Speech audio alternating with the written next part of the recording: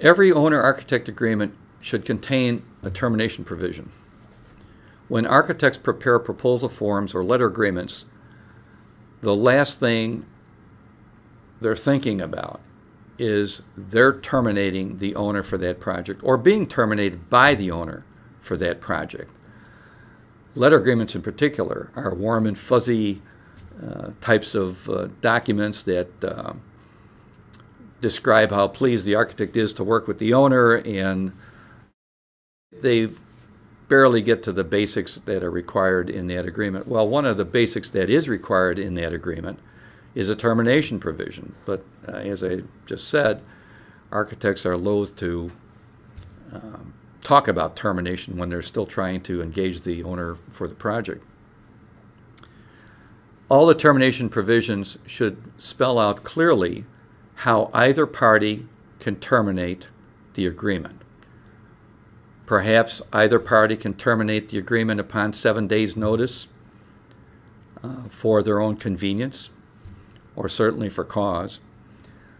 You want to know if there's a cure period that might allow a termination for cause to be cured and thus not effective. So if you give an architect 7 days notice that he's being terminated for cause and he corrects the cause of the owner's termination, that would be good for both parties.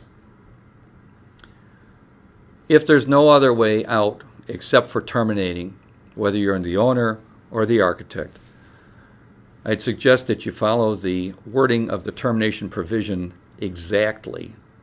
You have to follow the notice provisions exactly. You should bear in mind that if you're an owner and you're terminating the architect, and you're not going to pay the architect for all of his fees until the date of termination, there's a big likelihood that you'll be facing a mechanics lien or worse, a lawsuit. If the architect is terminating the owner for any reason, usually for non-payment, the architect has to expect that the owner is probably going to file a counterclaim against him, and that's always a problem as well. So when you really think about terminating, whether you're the owner or the architect, I highly recommend that you do so with advice of counsel and following the termination provisions exactly so that a bad situation doesn't become worse through an improper termination.